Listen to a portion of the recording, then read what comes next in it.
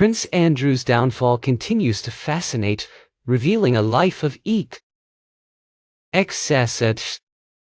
Allegations of shocking behavior and hidden rules are surfacing. Once a celebrated figure, Andrew's royal stature shielded him from scrutiny. Now stripped of title, his private world faces intense examination. Reports paint a picture of privilege and indulgence. Royal insiders describe a man with an insatiable need for admiration. His behavior on overseas trips raised eyebrows marked by lavish demands. He allegedly insisted on the most expensive suites. Andrew's reported preferences regarding women have sparked considerable interest. Royal biographer Robert Jobson detailed Andrew's penchant for messages. One aide recounted an incident in New York. Andrew reportedly dismissed a massage therapist he deemed too large. This anecdote highlights his alleged obsession with appearances.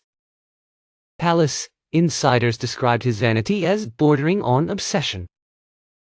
He reportedly spent hours preening before public events. Constant praise from staff was expected, according to a former employee. Perceived slights could trigger loud outbursts. Tabloids dubbed him Randy Andy throughout the 1980s and 90s. Nightclubs, yacht parties, and dinners filled with beautiful guests were common. Such events draw scrutiny even today. Andrew reportedly had up to 40 women brought to his suite for a day. This occurred during an official trip representing British trade interests. Witnesses suggest his focus was on personal recreation. His royal status once rendered him untouchable. The palace dismissed rumors, and the press were cautious. Andrew appeared confident he could act with impunity. Those close to him describe a man who rarely accepted no. One staff member said he didn't understand boundaries. He reportedly lived as if the world revolved around him. He referred to staff as "my team," demanding precise arrangements. Specific rules governed the behavior and appearance of women around him. He allegedly joked about disliking service from large women. This paints a troubling picture of detachment from reality. As trade envoy, he seemingly prioritized personal luxury. First-class flights, presidential suites, and extravagant dinners were common. Taxpayers funded these indulgences, raising ethical questions. His behavior reportedly set eyebrows for its tone and cost. One source claimed he represented himself, not Britain. His social life mirrored this self-importance. He surrounded himself with younger, glamorous women. Admiration was like oxygen to him, according to one acquaintance. Scandals eventually caught up to him. His role as trade envoy ended, and military titles were frozen. The ultimate blow came with his eviction from Royal Lodge. Robert Jobson's book detailed his taste for massages. Andrew Loney's investigation described his Thailand trip as a disgrace. Other sources continue to share unflattering accounts. His is a royal fall from grace, unlike any other. The stories reveal a man shaped by privilege, and insulated from criticism. He prioritized pleasure over duty, unlike his siblings. He chased attention and validation, neglecting responsibility. Now, without his royal title, he faces accountability. He is now a man in exile, stripped of honor. His obsession with appearances serves as a cautionary tale. Privilege without purpose comes at a cost. He reportedly spends hours wandering the grounds of Royal Lodge. The lavish dinners are gone, and royal invitations have ceased. The silence around him is said to be deafening. Obscurity may be the harshest punishment for a man who thrived on attention. Whispers of his former lifestyle persist. Former aides and acquaintances continue to eke out. They share fragments of alleged reckless spending and strict appearance rules. These accounts suggest Andrew lived for his own comfort. When the world pushed back, he was unprepared. The full story may not yet be known. His tale prompts reflection on the nature of privilege and accountability. It challenges us to consider the true cost of unchecked power. Andrew's story is a stark reminder. The revelations surrounding Prince Andrew echo historical instances of royal excess. Louis XIV's court at Versailles, known for its opulence, serves as a parallel. Like Andrew, Louis XIV faced criticism for his extravagant lifestyle. The parallels extend beyond mere financial excess. Both figures wielded significant power and influence. This power insulated them from accountability for a time. However, history demonstrates that such insulation is not permanent. The French Revolution ultimately dismantled Louis XIV's absolute monarchy. Similarly, Andrew's royal status could not shield him indefinitely. The concept of noblesse oblige, the idea that nobility entails responsibility, is central. Andrew's alleged behavior directly contradicts this principle. His actions suggest a belief that privilege entitled him to unchecked indulgence. This disregard for noblesse oblige has historical precedence. The Gilded Age in the United States saw similar displays of wealth and privilege. Industrialists like Jay Gould and Cornelius Vanderbilt amassed fortunes. They often faced criticism for their exploitative labor practices. Their lavish lifestyles stood in stark contrast to the poverty of many workers. This disparity fueled social unrest and reform movements. Andrew's situation also highlights the role of the media in holding power accountable. Tabloid coverage of his activities contributed to the erosion of his public image. This scrutiny mirrors the role of muckrakers during the Progressive era. Muckrakers exposed corruption and social ills in the early 20th century. Their investigative journalism helped to spark reforms in areas such as food safety and labor laws. The media's role remains crucial. The allegations against Andrew also raise questions about the institution of monarchy itself. In a modern democratic society, the concept of inherited privilege is increasingly challenged. The monarchy's relevance is constantly debated. Other European monarchies have adapted to changing social norms. The Swedish and Dutch royal families, for example, have embraced greater transparency They have also reduced their reliance on public funds. Andrew's case underscores the need for continuous reform within the British monarchy. The institution must adapt to maintain its legitimacy in the 21st century.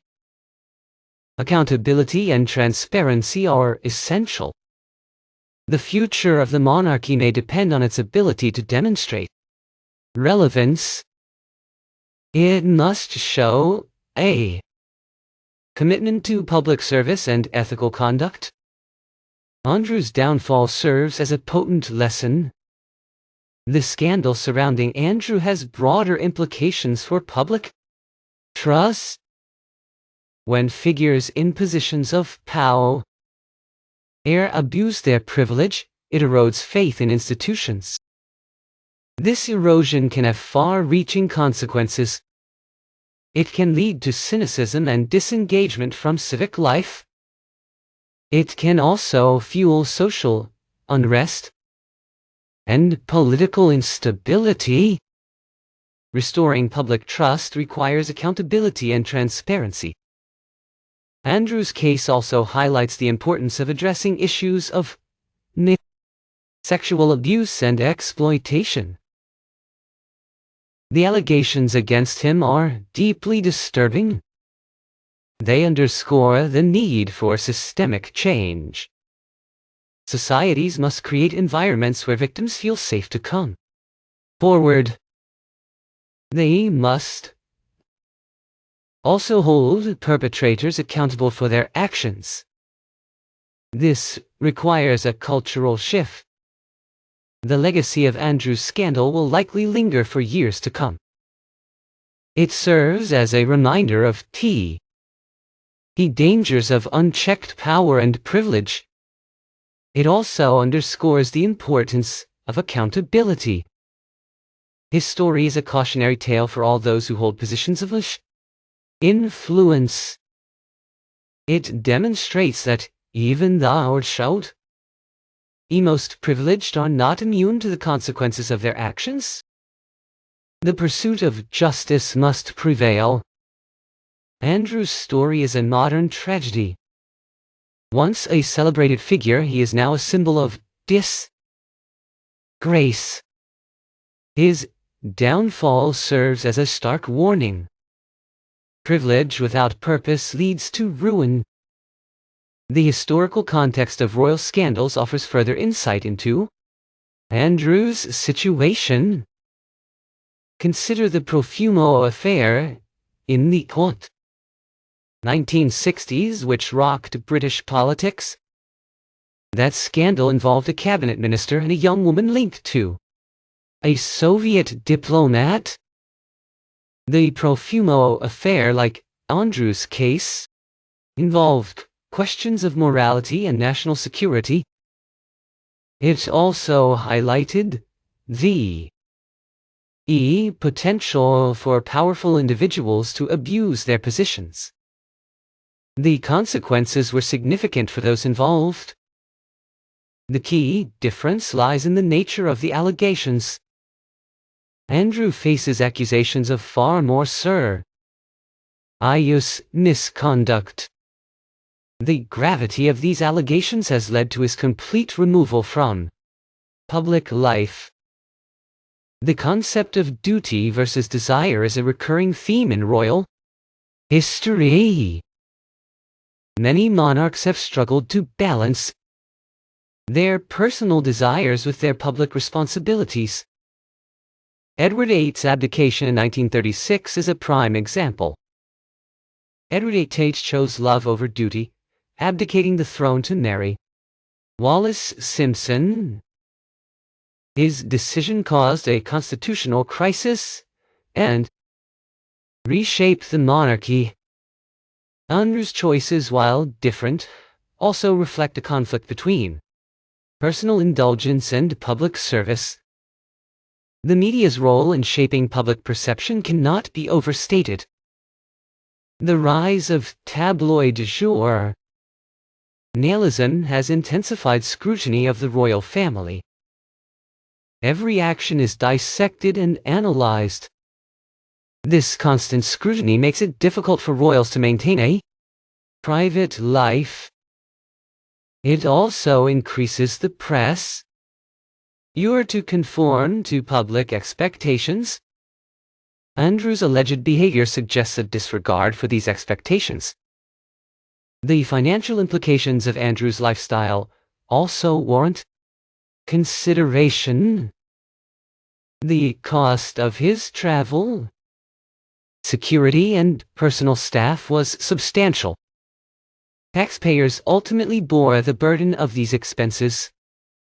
This raises questions about the use of public funds for private gain.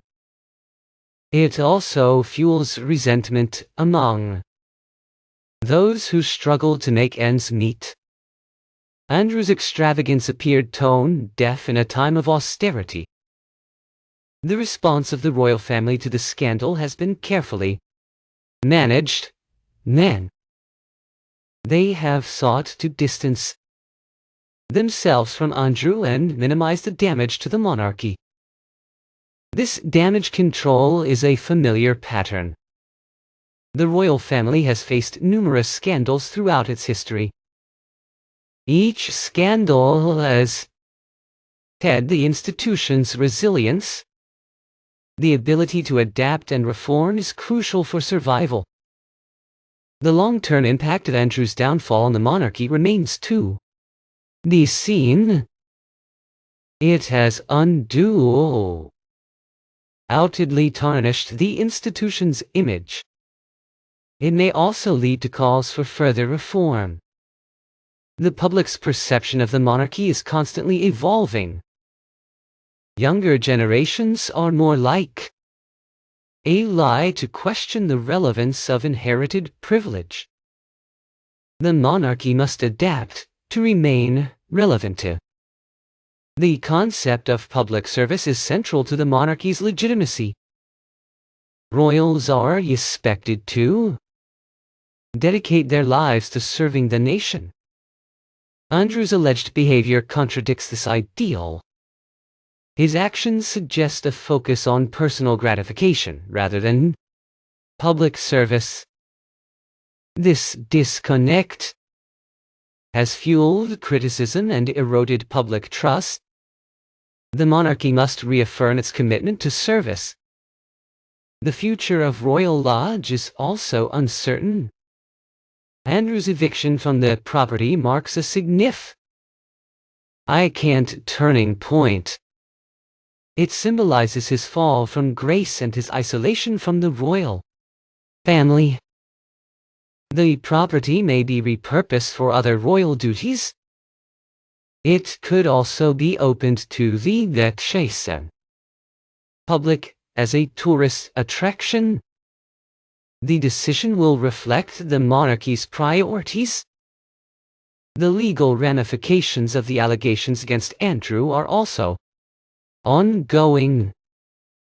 While he has settled the civil lawsuit, the shadow of the accusations remains.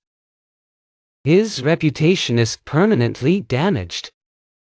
The pursuit of justice is essential for restoring public trust.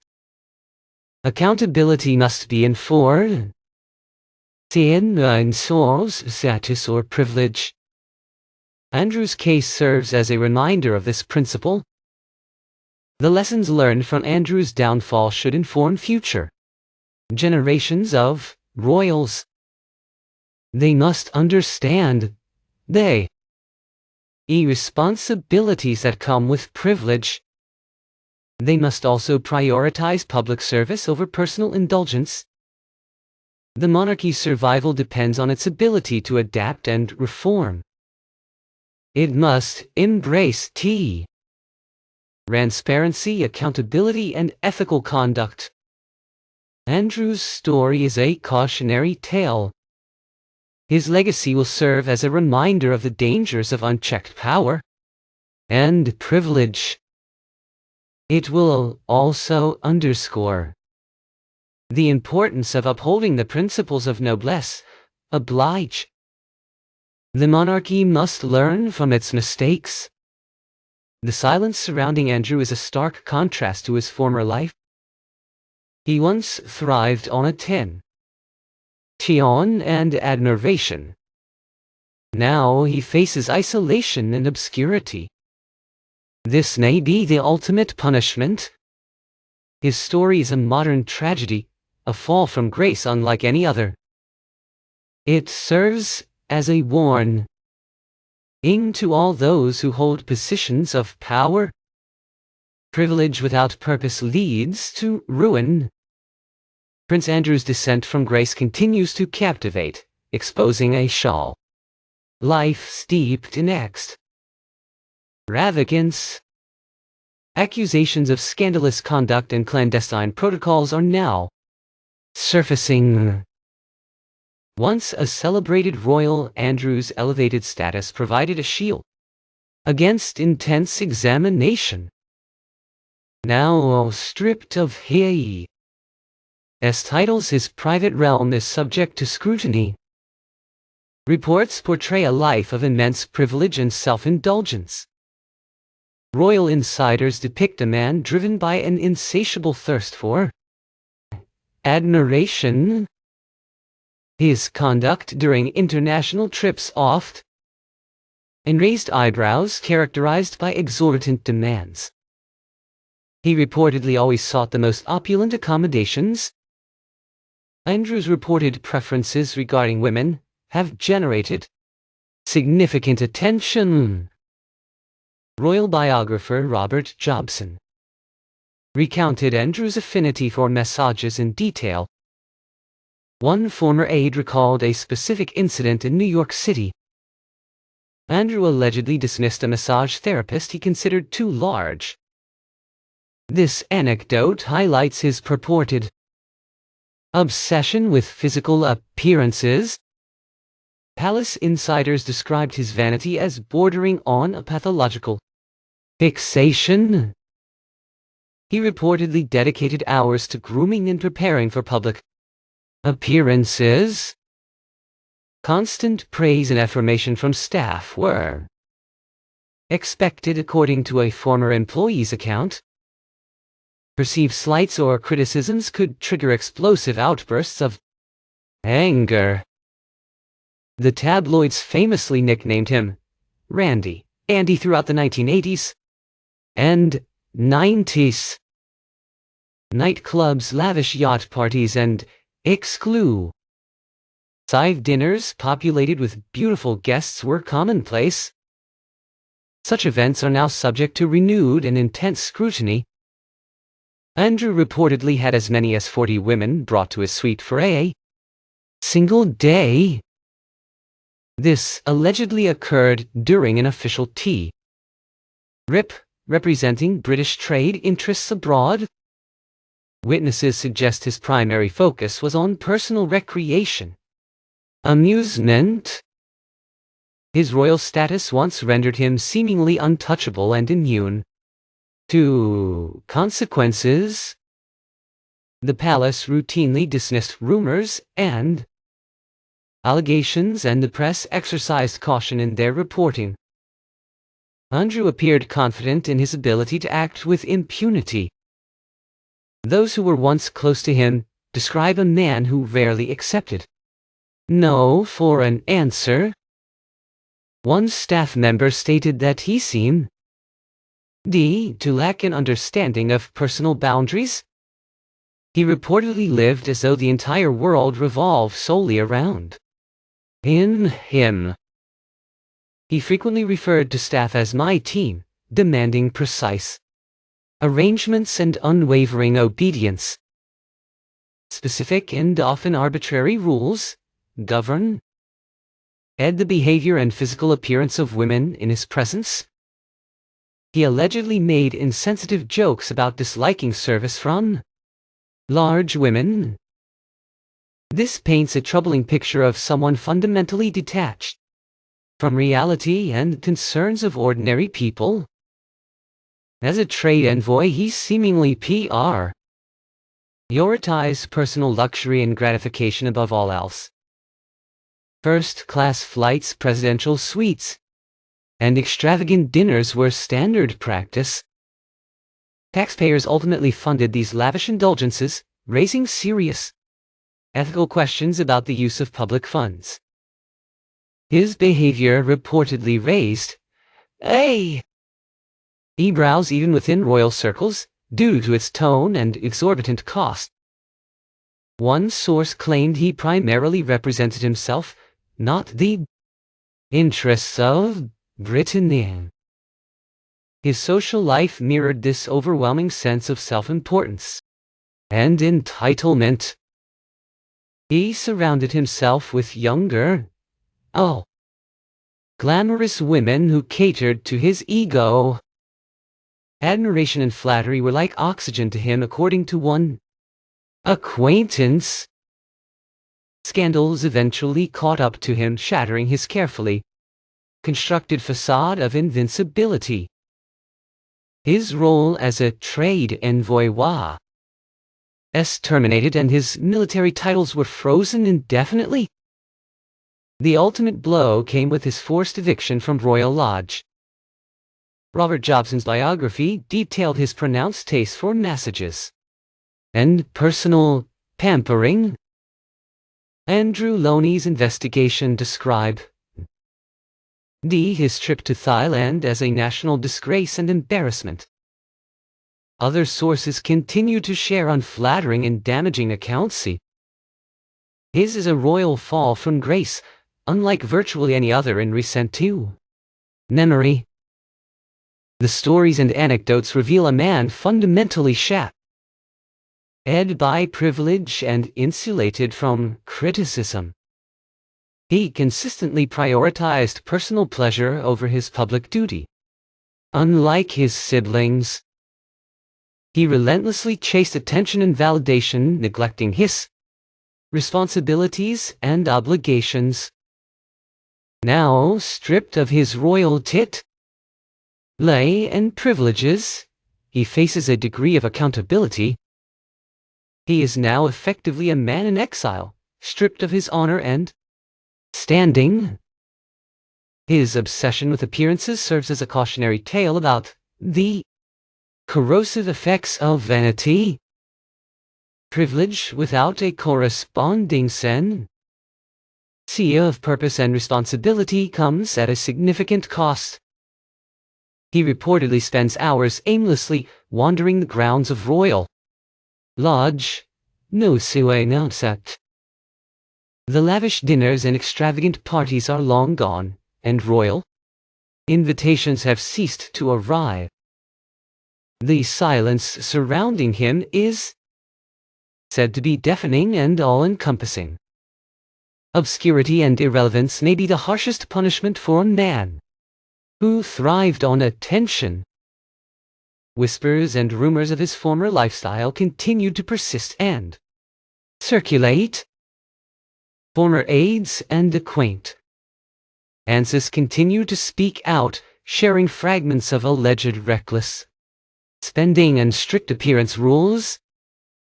These accounts suggest that Andrew lived primarily for his own personal comfort and gratification. When the world finally pushed back and demanded accountability, he was utterly unprepared. The full story of his conduct may not yet be fully known or revealed.